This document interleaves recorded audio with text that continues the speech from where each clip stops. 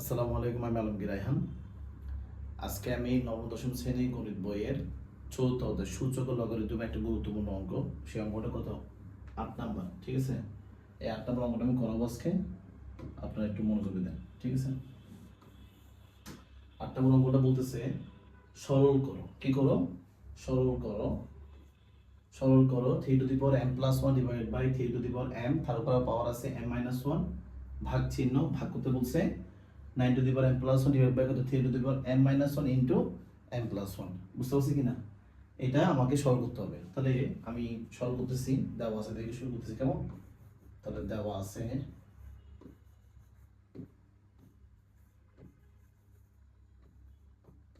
দেওয়া আছে দেওয়া আছে 3m+1, 3m, তারপর আছে m-1 ভাগ 9m+1, 3m-1 ইন্টু m+1। ঠিক আছে, আমি কি বললাম? জাস্ট দেখে দেখে প্রশ্ন লিখলাম। ঠিক আছে, এখন আমি কি করবো? এটা আনসার করবো। একটু খেয়াল করি। সূচকের কাজ হচ্ছে সূত্র অ্যাপ্লাই করা আর বড় জিনিসটাকে ছোট করা। মানে সূচকে কি করতে হবে? বড় বড় সংখ্যাগুলোকে ছোট করে আনতে হবে, মানে যৌগিক সংখ্যাকে মৌলিক সংখ্যায় রূপান্তর করতে হবে। কেমন? তাহলে এখানে তো কোনো কিছু করার নেই, এটা বাস লিখে দিই। তা 3 কত? m+1। কোনো কিছু করলাম না, যেভাবে সেভাবে কি করলাম লিখে দিলাম। কিন্তু এখানে দেখেন একটা সূত্র অ্যাপ্লাই হচ্ছে, তাই না?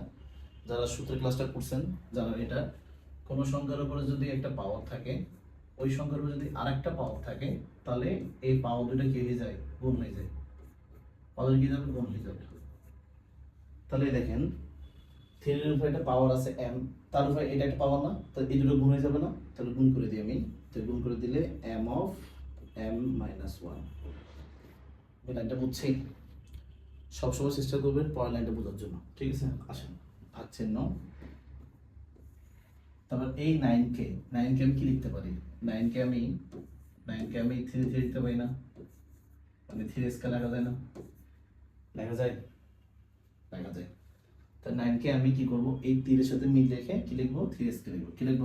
3 স্কয়ার, তার উপর আছে কত? m+1। ঠিক আছে, নিচে দেখেন অনেক সুন্দর মতো একটা সূত্র বসে আছে। কোন একটা সংখ্যার পাওয়ার, তার উপর যদি পাওয়ার থাকে, পাওয়ার দুটো গুণে যাবে না? তাহলে পাওয়ার দুটো গুণ করে দিই, m-1 ইন্টু m+1। আপনারা কি এটা বুঝছেন? বুঝার কথা সবার। ঠিক আছে, এবার আসেন, এবার আমরা ক্যালকুলেশন করব। এখানে কোনো ক্যালকুলেশন নাই, যে বসে লিখে দিলাম। মারো বলতেছি সূচকে কিপটামি করবেন না, খাতা নষ্ট, সমস্যা নেই, স্পেস স্পেস দিয়ে লিখবেন। কেমন? এবার দেখেন m এর সাথে m গুণ করলে m স্কয়ার, এখানে প্লাস আছে, প্লাসে মাইনাসে মাইনাস। ঠিক আছে, তারপরে হচ্ছে যে এই দেখেন m এর সাথে 1 গুণ করলে কি হবে? m হবে। বুঝতে পারছি? তাহলে এই m এর সাথে m গুণ করলে m স্কয়ার, প্লাসে মাইনাসে মাইনাস, m এর সাথে 1 গুণ করলে কত? m। তারপর ভাগ চিহ্ন, তাই না? তারপর ভাগ চিহ্ন, একটু খেয়াল করেন। এই যে 3, এইটার সাথে এটা গুণে যাবে না? তাহলে গুণ করলে কি হবে? m+1। বুঝতে পারছি কিনা? আর এখানে দেখেন, এখানে একটা গুরুত্বপূর্ণ জিনিস বসে আছে। দেখেন মনে মনে আমরা এটাকে a ধরতেছি, এটাকে b ধরতেছি। তাহলে a plus b, a minus b। তাহলে আমরা কি করলাম?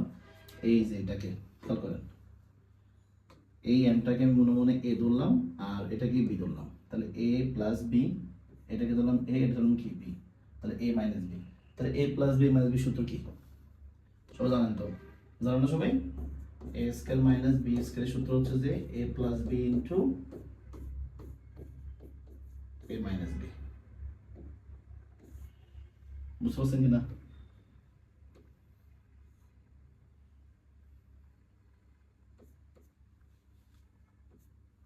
বুঝতে পারছেন কিনা? তাহলে a square minus b square সূত্র কি? a plus b into a minus b। তাহলে মানে a plus b into a minus b পেয়ে গেছি না? সূত্র কি? a square minus b square. এখন কথা হচ্ছে যে a কাকে ধরছিলাম? a ধরছিলাম m কে। তাহলে a square minus b square মানে কত? 1 স্কয়ার না? কিন্তু আমরা কি 1 স্কয়ার দিই? আমরা 1 স্কয়ার দিই না। ঠিক আছে, এতটুকু কি বুঝছি? হ্যাঁ, আচ্ছা খেয়াল করি।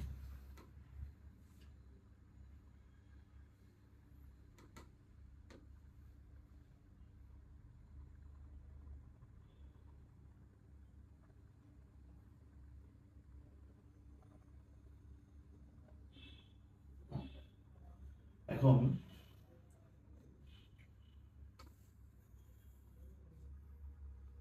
খেয়াল করে, হ্যাঁ, তাহলে এই লাইনটা যদি আমি এখানে লিখি, এই যে লাইনটা এখানে দেখুন তো, আর আমরা সূত্র শিখছিলাম এরকম a to the power m divide by a to the power n হলে কি হবে a to the power m minus n, ঠিক না?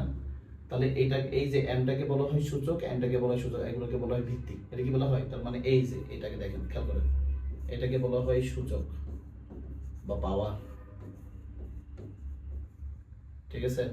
আর এটাকে বলা হয় বেস বা ভিত্তি। বুঝতে পারছি কিনা? তার মানে আচ্ছা এখানে করি, এটা খেয়াল করেন তো, এখানে 3 দিন ঠিক আছে, 3 রাখি দিব আমি, ভিত্তি ঠিক রাখবো, ঠিক আছে? আর ভাগের সময় পাওয়ার কি হয়? বিয়োগ হচ্ছে না? এই যে ভাগের সময় পাওয়ারটা কি হয়ে যাচ্ছে? বিয়োগ হয়ে যাচ্ছে না? বিয়োগ যাচ্ছে কিনা? তাহলে বিয়োগ করলে কি হবে? m প্লাস 1 মাইনাস, এখানে কি আছে? m square minus m। জিনিসটা কি বুঝছি? তাহলে ভিত্তি ঠিক থাকবে, কিন্তু ভাগের সময় পাওয়ারটা পরিবর্তন বা সূচক পরিবর্তন হবে। তো সূচক পরিবর্তন করলাম, এখানে আছে ভাগ চিহ্ন দিলাম, ঠিক আছে? আবার ভিত্তি ঠিক আছে, ভিত্তি ঠিক আছে না? পাওয়ার কি যা বিয়োগ হবে, কিন্তু এখানে একটা গুণের কাজ একটা বাকি আছে, তো গুণ করে ফেলে একবারে, আমি একসাথে করে দিতেছি। 2 এর সাথে গুণ করলে 2m প্লাস 2m প্লাস 2 এর সাথে গুণ করলে 2, ঠিক আছে? তারপরে হচ্ছে যে ওই ভাগের জন্য কি হবে? বিয়োগ হবে, কি হবে? বিয়োগ। খেয়াল করি, তাহলে বিয়োগ কি আছে এখানে? m স্কয়ার মাইনাস 1 আছে। আমি জিনিসটা বুঝছি? তার মানে ভিত্তি ঠিক থাকবে, দুটো জায়গায় একটা লিখবেন, পাওয়ারটা বিয়োগ হয়ে যায়, পাওয়ারটা কি বিয়োগ হয়ে গেছে, ভিত্তি ঠিক আছে, পাওয়ার দুটো কি বিয়োগ, খালি এখানে একটা এক্সট্রা কাজ করছে, আমি এখানে গুণ করে একসাথে দেখা দিচ্ছি আর কি, ঠিক আছে? আপনার ছেলে পড়ে তো কোনো সমস্যা নেই। খেয়াল করেন,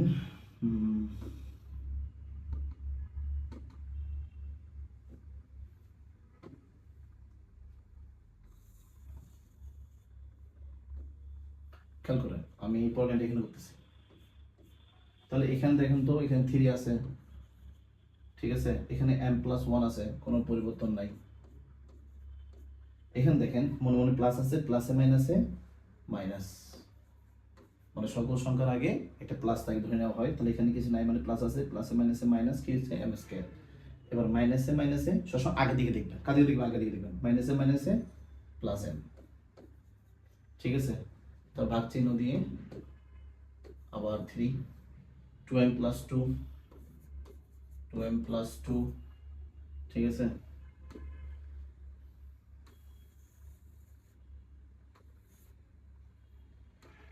তাহলে 2m প্লাস কত? 2, এই যে এখানে কিছু না, প্লাস আছে, প্লাসে মাইনাসে মাইনাস m স্কয়ার, তারপরে মাইনাসে মাইনাসে প্লাস, এখানে 1 আছে, 1 দিয়ে দিব। বুঝতে পারছি কিনা? খেয়াল করি, খেয়াল করি 3। এখন দেখেন তো, এখানে একটা m, এখানে একটা m, তাই না? খেয়াল করেন, এখানে একটা m, এখানে একটা m, কটা m আছে? 2টা m, তাহলে 2টা m, তারপর হচ্ছে যে প্লাস 1, তারপর হচ্ছে যে মাইনাস m স্কয়ার। বুঝছে এটা? আবার দেখা যাক, ভাগ চিহ্ন আছে, দিলাম 3, ঠিক আছে? এখানে আছে 2m, লিখলাম। এখানে আছে প্লাস 2 প্লাস 1 প্লাস 3, লিখলাম। আর মাইনাস আছে কি? m square. কোনো সমস্যা আছে? আশা করি কোনো সমস্যা নাই। এবার হচ্ছে যে আবার ভাগ চিহ্ন আছে, আবার কি আছে? ভাগ চিহ্ন আছে। তাহলে এইটার ভিত্তিগত 3, পাওয়ার কোনটা? এটা। এটা ভিত্তিগত 3, পাওয়ার কোনটা? এটা। তাহলে ভিত্তি কি পরিবর্তন হয়? ভিত্তি পরিবর্তন হয় না, ভিত্তি ঠিক থাকবে। ভিত্তি কি থাকবে? ঠিক থাকবে। তাহলে ভিত্তি ঠিক থাকুক, আর ভাগশেষ পাওয়ার কি বিয়োগ হয়ে যাবে, তাহলে এইটা বিয়োগ ওইটা, তাহলে 2m plus 1 minus m square বিয়োগ 2m plus 3 minus m square. আমি জাস্ট এই সূত্রটা অ্যাপ্লাই করছি। কোন সূত্রটা? a to the power n divide by a to the power n হলে a to the power m minus n, মানে আমরা পাওয়ারটা বিয়োগ করে, ঠিক আছে? এই সূত্রটা। তাহলে a টু দি পাওয়ার, এটা n ধরলাম, এটা a to the power n ধরলাম, তাহলে এই ঠিক থাকবে, m থেকে n টা কি হবে? বিয়োগ হবে। তাহলে m থেকে n টা কি করে দিছি? বিয়োগ করে দিছি, কোনো কিছু হয়নি। তাহলে আমরা এটাকে কি ধরছিলাম? m ধরছি, আর এটা কি ধরছি? n ধরছি। তাহলে m থেকে n টা কি? বিয়োগ। বুঝতে পারছি কিনা? খেয়াল করি, 3, তাহলে এখানে থাকতেছে কত 2m plus 1 minus m square. এর আগে প্লাস আছে তো কোনো সমস্যা নেই, কিন্তু এর আগে দেখেন মাইনাস আছে, কি আছে ওটা দিয়ে কাজ করতে হবে। এখানে কিছু নাই মানে প্লাস আছে, কি আছে প্লাস আছে, তাহলে প্লাসে মাইনাসে মাইনাস 2m, প্লাসে মাইনাসে মাইনাস 3, মাইনাসে মাইনাসে প্লাস m স্কয়ার। বুঝছি কিনা? তার মানে এটার আগে প্লাস আছে কোনো সমস্যা নেই, কিছু নাই মানে প্লাস আছে আর কি, কিন্তু এটার আগে মাইনাস, তার মানে এখানে সমস্যা আছে। খেয়াল করি কেমন? এবার আসে এখন আমরা ক্যালকুলেশন করি। দেখা যাচ্ছে এখানে প্লাস 2m, দেখা যাচ্ছে এখানে প্লাস 2m, দেখেন এখানে প্লাস 2m আর এখানে মাইনাস 2m কি যায়, চলে যায়, তাই না? চলে যায় কিনা? চলে যায় কিনা? তাহলে এই প্লাস 2m মাইনাস 2m কি গেল, চলে গেল। আবার minus m square plus m square কি হলো, চলে গেল। বুঝতে পারছি? বুঝতে পারছি কিনা? তাহলে এই প্লাস 2m মাইনাস 2m চলে গেছে, এই minus 2m minus m square plus m square কি করছে, চলে গেছে। বুঝতে পারছি কিনা? আর দেখা যাচ্ছে এখানে 1 টাকা ছিল 3 টাকা চলে গেছে, মানে প্লাস 1 ছিল মাইনাস 3 হয়ে গেছে, তাহলে মাইনাস কত 2। এটাকে আমি হিসাব সুবিধাতে বলি 1 টাকা ছিল 3 টাকা চলে গেছে, মানে প্লাস মানে ছিল, মাইনাস মানে কি করছে, চলে গেছে। এতটুকু বুঝছি। এখানে কি একটা সূত্র মনে পড়ে সবার? দেখেন তো মনে পড়ে কিনা। একটা সূত্র ছিল না, a to the power minus n is equal to 1/a two the power n। সূত্র মনে পড়ে? কোন সংখ্যার উপর যদি মাইনাস কি থাকে, মাইনাস n সংখ্যক পাওয়ার থাকে, তার মানে এই যে এইটা এই হচ্ছে যে 3, n হচ্ছে যে 2, মাইনাস 2। তাহলে আমি কি করব, এটাকে এটা কি করবো, আমরা 1 লিখবো, সূত্রে 1 লিখবো। তারপর an, a মানে কত 3 আর n এর মান কত 2। তাহলে ক্যালকুলেশন করলে, আচ্ছা এটা নিচে করি ভালো হবে। তাহলে ক্যালকুলেশন করলে এটা ক্যালকুলেশন করলে 1/9 হবে না?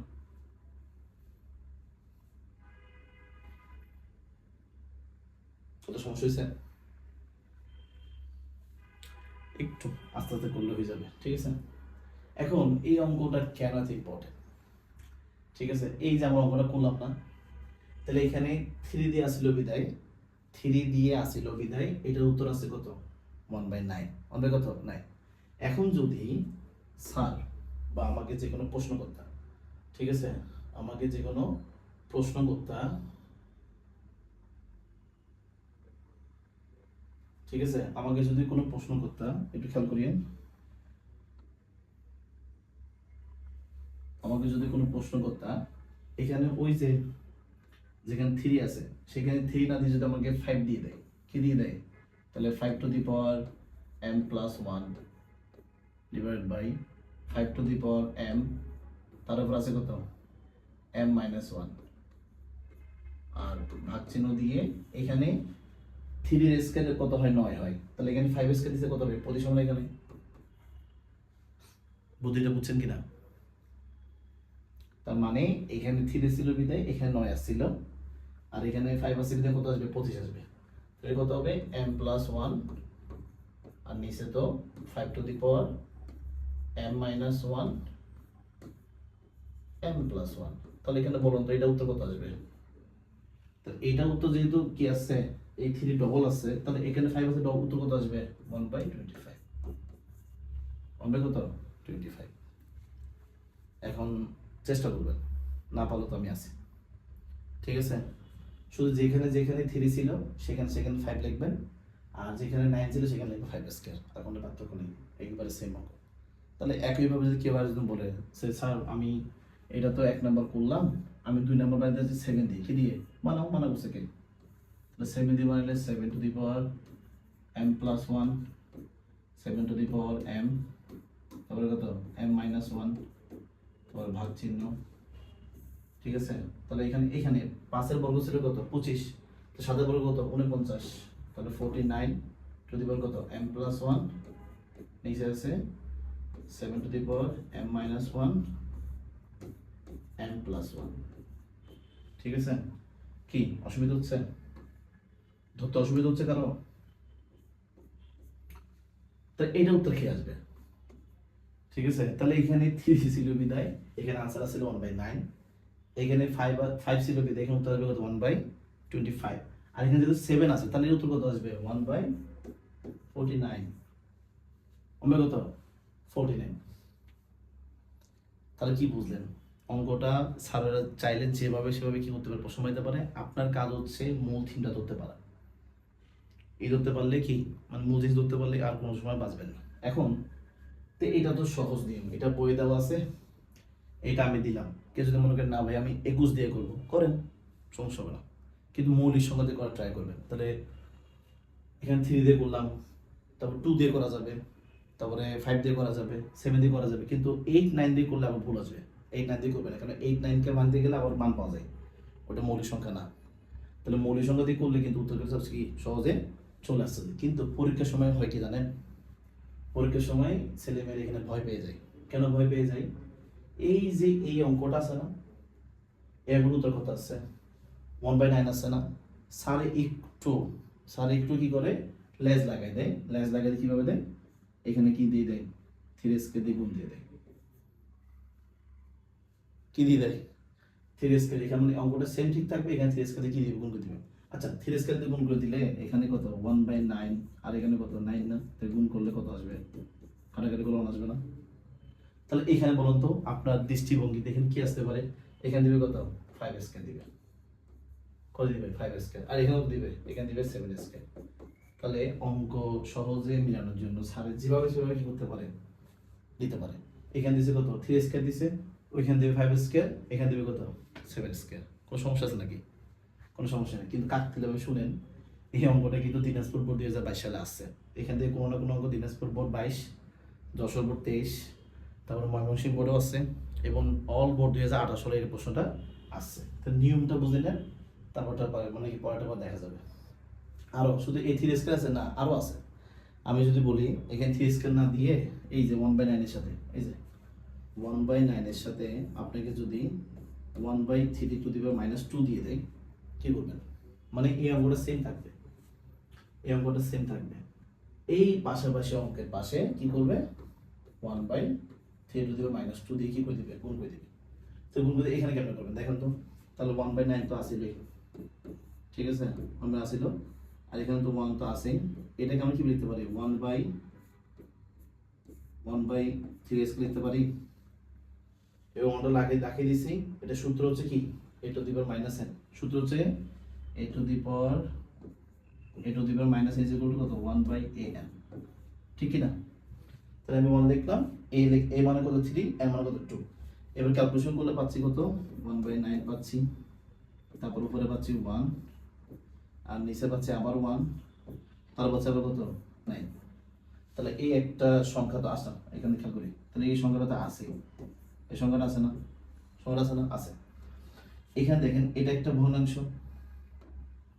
খেয়াল করি, এটা একটা ভগ্নাংশ, নিচে আরেকটা ভগ্নাংশ আছে। তাহলে ভগ্নাংশ নিচে ভগ্নাংশটা কি করতে হয়, উপরেরটা ঠিক রাখবেন, গুণ দিবেন, নিচেরটা উল্টাই দিবেন। নিচে উল্টাই দিলে কত আসবে, কত 9, কত আসবে 9, বুঝতে পারছি কিনা? তো এইখানেও কিন্তু উত্তর কত আসতেছে, কাটাকাটি করলে কত আসতেছে 1 আসতেছে। তা দেখেন আপনার কথা কাজ হচ্ছে যে কি এই বেসিকগুলো পারা, বইয়ের অঙ্ক পারেন, বইয়ের অঙ্ক পারেন, এগুলো যদি একটু ভাঙতে পারেন, এইগুলো যদি একটু ভাঙতে পারেন তাহলে কিন্তু একবারে কি ইজি হয়ে যাবে, ঠিক না? একবার ইজি যাবে না, একবার ইজি হয়ে যাবে। তাহলে একইভাবে 5 দিয়ে আসতে পারে, 7 দিয়ে আসতে পারে। তাহলে এটা তো আসলেই, এটার পাশাপাশি এই যে 1/25 এর সাথে 25 এর সাথে কি আসতে পারে 1/5 টু দি -2 আসতে পারে। আর এটার সাথে 1/49 এর সাথে কত আসবে, সরি কত 1/-2, তাহলে কাটাকাটি করলে কত আসবে, তাহলে এটার মানে উত্তর আসবে 1, এটার মানে কত আসবে 1 আসবে। তাহলে কিন্তু আপনার কাজ হচ্ছে অঙ্কটা পারা, এটা পারবেন, এটা পারবেন, এটা পারবেন, তাহলে বাকিগুলো কি এমনি চলে যাবে। এগুলো তো একবার সিম্পল জিনিস, তাই না? একটু বেসিক করলে আমার এমসিকিউ বেসিক ক্লাস আছে, ওগুলো করলে আপনার ধারণা হবে কীভাবে লাভ পাবে, এটা করার চেষ্টা করবেন। এবার আরেকটা লাস্ট কথা শেষই হচ্ছে, তাই না? কিছু করার নেই, কথা অনেক সময় শেষ না করে ভালো। এখন আরেকটা কথা হচ্ছে যে এখানে আমরা দেখেন তো এটা ছোট না, এই মানটা কিন্তু মোটামুটি ছোট, এই মানটা মোটামুটি বড়। তাহলে ছোটটাকে বড় দিয়ে ভাগ করার কারণে আমি বলছি কত 1/9, উত্তর কত পেয়েছিলাম এখানে, উত্তর পেয়েছিলাম 1/9। ঠিক আছে, কেউ যদি বা স্যার যদি চালাকি করে এইটা বা এটা দিয়ে দেয় তো উত্তর কত আসবে? ছোট দেখে বড় ভাগ করছেন বিদায় অনেক নিচে আসছে, মানে ছোট হয়ে গেছে। আর যদি বড় থেকে এটা বিয়ে ভাগ করতেন, মানে এটা থেকে এটা ভাগ করলে উত্তর আসবে কত? 9 আসবে। উত্তর কত আসবে? 9। একইভাবে এখানেও যদি আপনি কি এইটাকে এটা মানে কি এইটাকে এটা দ্বারা ভাগ করতেছেন, কিন্তু আপনি যদি পরীক্ষায় প্রশ্ন যদি এইটাকে এটা দ্বারা ভাগ আসে দেয় উত্তর কত আসবে? 25 আসবে। তোর 1 আসবে না, কি আসবে না? 1 আসবে না। একইভাবে যদি একইভাবে যদি এইটাকে আপনি এটা দ্বারা ভাগ করে উত্তর আসবে কত? 49, 1 আসবে না। তার মানে আমার কাজ হচ্ছে এটাকে আপনাকে কি করা, আবার এটা করাই দেওয়া। ঠিক আছে, আমরা এটা করাই দিব, প্রশ্ন দিয়ে দেবো বাড়ি স্কুল ফিরবেন। বুঝতে পারছি? এতটুকু থাক, পরে দেখা যাক। ভালো থাকবেন, আসসালামু আলাইকুম।